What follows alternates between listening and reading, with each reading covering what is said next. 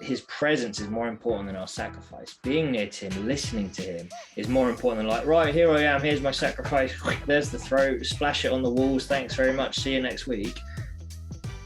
I didn't even start the top timer. Welcome to the Bible in 1 Year podcast, brought to you by two Brits and the Bible. If you like the idea of a casual yet meaningful chat about the Bible with a couple of mates, listen in. Something here could be good for you today. Today is day 206, covering Ecclesiastes 5, 6, 7, 8. If you need a brief overview of those chapters, they're in the description below. I was going to go with an Indian accent today, but I'm not sure if that's considered like racial stereotyping racist, because you did Jamaican yesterday, mate, so I think but the Jamaicans are so chill, they won't care. Indians are pretty chill too. I think you've done Indian before on this channel, I think. Quite possibly, yeah.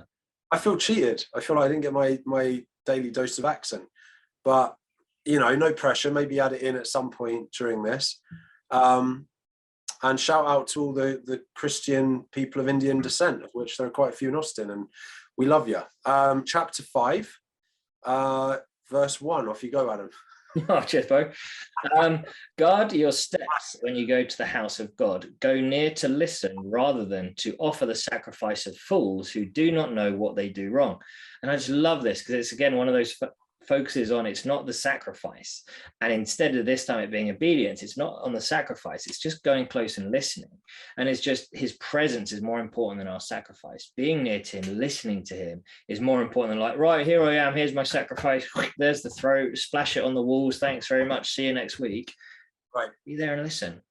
Yeah, and I don't want to have a go or get on my pedestal too much or something, but I think that can be a bit of an issue sometimes with certain denominations in Catholicism, right? Sometimes it's about the works, like, oh, I'll do my Hail Marys or whatever, and then I'm good. And it's like, no, it's not really about that. It's about being in presence, as you say, much more than ritual or sacrifice. That's awesome, dude. I just had sort of a more generic chapter 5 comment, which is what I got from it. That is, I highly recommend reading through Ecclesiastes. I love this book. Mm-hmm. But what I got from it is just, fulfill your vows, don't speak too much, eat, drink, and be merry, and remember that it's a gift from God, all of it, right? But each of those, there are verses in here which I could dive into. It felt like we didn't want a 63-hour episode. But particularly for me, the fulfilling your vow one and not speaking too much is huge. Yeah. I think people love to hear the sound of their own voice and over spiritualize things, even in church, sadly, sometimes, right? And even Jesus talks about that, or not Jesus, sorry, Paul speaks about that, I think, right? Keep your prayers fairly concise. You don't have to do long, lengthy prayers like the Gentiles do. Yeah. I don't remember what book that's in, but I loved all that. I thought it was awesome. And this is hundreds of years before all that. Yeah. And I think that's true on a sort of godly perspective of don't make vows to God and not keep them. Also, right, your mates, like, or whoever you're talking to, your family, whatever, like, don't make vows and then don't keep them. If you can't do it, and it's one of those things, again, in sales, the most annoying thing is when people are like, oh yeah, that's a really good idea. Like, they don't want to buy anything, they don't want to do anything, but they're too polite to say no. Actually, let your yes be yes and let your no be no. If you don't want it, can you tell me, just so I don't have to waste my effort in thinking you do? Like, do you know what I mean? Yeah. 100%. Yeah, completely, dude. Next up for me was 5 verse 3, one of those really simple ones that just was like, cool.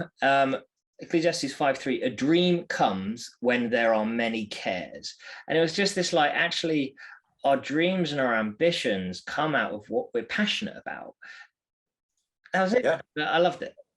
Yeah, no, 100%. That's, again, really cool little nugget, isn't it? There's so much that comes out of reading the Bible and those little nuggets of wisdom. I love that. Mm-hmm. I don't have anything else from 5. I got some 6, but yeah. Yeah, so I thought that was a nice little transition in between 5 into 6. And it was basically talking about this whole concept of, like, everyone comes naked from their mother's womb and naked they'll depart. Like, you can't take anything with you into the next life.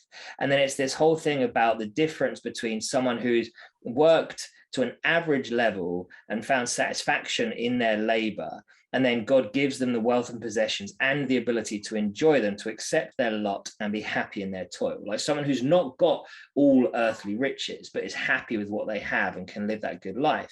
Then into 6, it starts talking about someone who's been given wealth, possessions, and honor. They lack nothing their hearts desire, but God does not grant them the ability to enjoy them.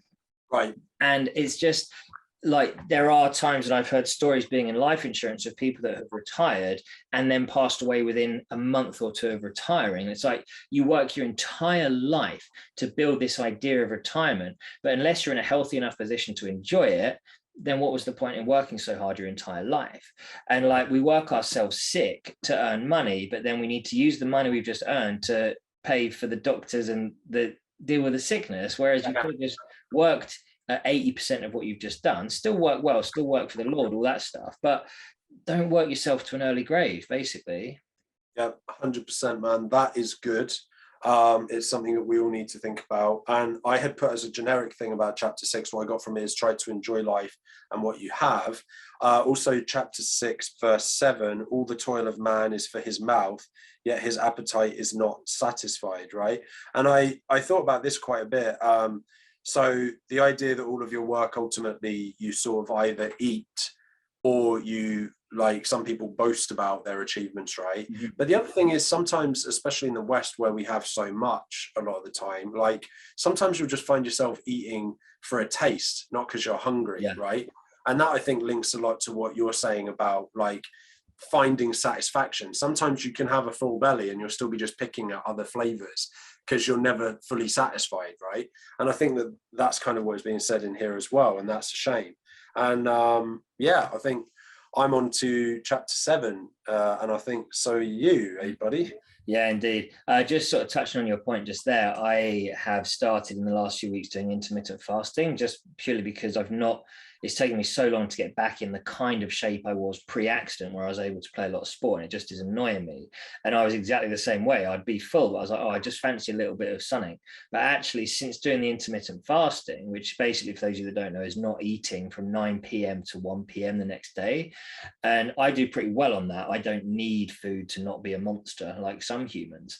But in doing that, it's actually reduced my appetite in general. So even in the evenings where I would have fancied, I just want a snack of this, just want some of that, I just haven't been, which has been really nice. So yeah.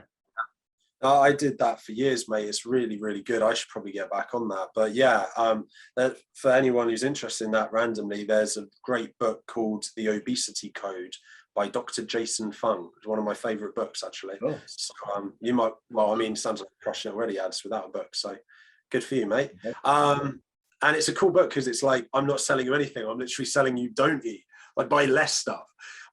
Anyway, chapter 7, God allows both the good times and the bad.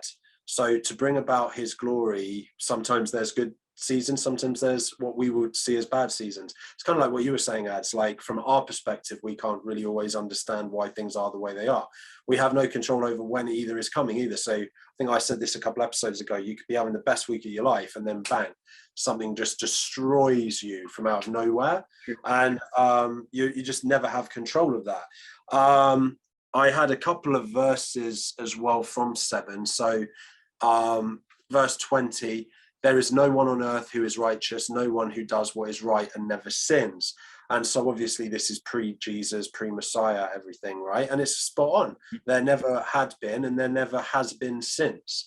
And then just another quick one, and I hope I'm taking out your time here, Ads, but verse 21, do not take to heart all the things that people say, lest you hear your servant cursing you. I just think that, again, we've talked a bit about humility in recent episodes. Just don't take it all too seriously, basically. Absolutely. And the whole not being quick to anger as well. So yeah. Exactly. The final point then was actually from Ecclesiastes 7 verse 10. Do not say, why were the old days better than these? For it is not wise to ask such questions. And it's just so true. Like we can't, so much of what we go through today is like, it was so much better before we had technology and before we had this, that, and the other. And like, that might be true, but actually we can't spend time living in the past. We have to live in the present and look forward to the future. So yeah, you missed another hat switch in today's episode, but tomorrow we're going to be looking at Ecclesiastes 9, 10, 11, 12. So why don't you beautiful people pick up the Bible, get reading? In the meantime, please consider joining us on social media at 2 Brits and a Bible, and sharing this with some people to help spread the word of God. Please come join with us. Can join with us.